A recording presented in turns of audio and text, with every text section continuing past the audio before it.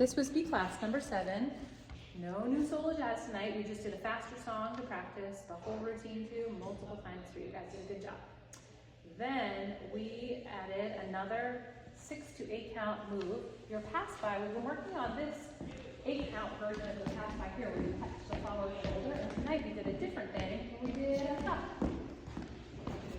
and a turn. So for this, we really practice this idea that we always practice, but especially with this move, of having our frame connected to our center. So as we do this tuck, both leads and follows are moving their center with their frame. You're gonna move your arms out from your sides just a little so you have this wide open frame. It's gonna be a small tuck. I'm not gonna give a huge tuck to Jen because that would have overcommitment for her out to the side. Just a quick tuck and release. Let's turn. Talked about speeding it up leads, so as we come around, 1, 2, 3, and 4, here's 5.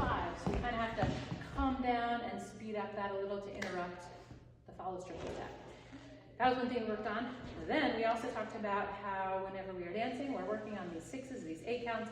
It's nice to give a little breath or pause to your dancing. So we did rock, step, stops. We did this. A rock, step, stop. A rock, step, stop. Perhaps a rock, step, stop with a little accordion time zone. Jen described this idea of just using the rock, step, stop to fill space, whatever you need, whatever the phrase calls for, or whatever the music calls for in the moment. Could be 4 counts, could be 10 counts, could be 12 counts, doesn't really matter. You're listening to the music and connecting these little breaths or pauses in your dancing. We also did it from here. A rock, step, stop, you point.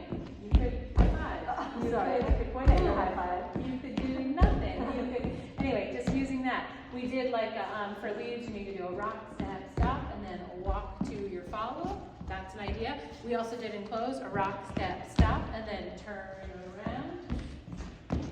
Whatever, you can just play around with it. We spent some time putting on some music and having you guys play with those pauses. Lastly, we reviewed the things that you guys have been doing. We're not going to show you all the things now, they're in your videos, but the things you guys have been working on, your 6s and 8 counts from the last 7 weeks, 6 weeks. Biggest things to think about, small footsteps. We were noticing tonight with more space, people are taking huge steps. So keep it really small. Keep it centered, so you're always dancing from your center, your frame, and your body's connected to the middle of your center. Rhythm, just having really good solid rhythm and timing.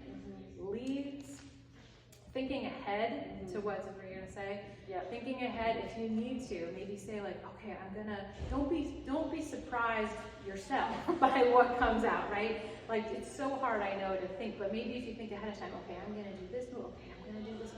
Think ahead so that it's really clear to your follow what you're trying to do, whether it's a 6 or 8 or something else. Yeah, and follows, key for you is to just assume that it's always going to be a 6 count, and then the lead will interrupt your second triple step if it's going to be an 8 with either a change of direction or a different momentum.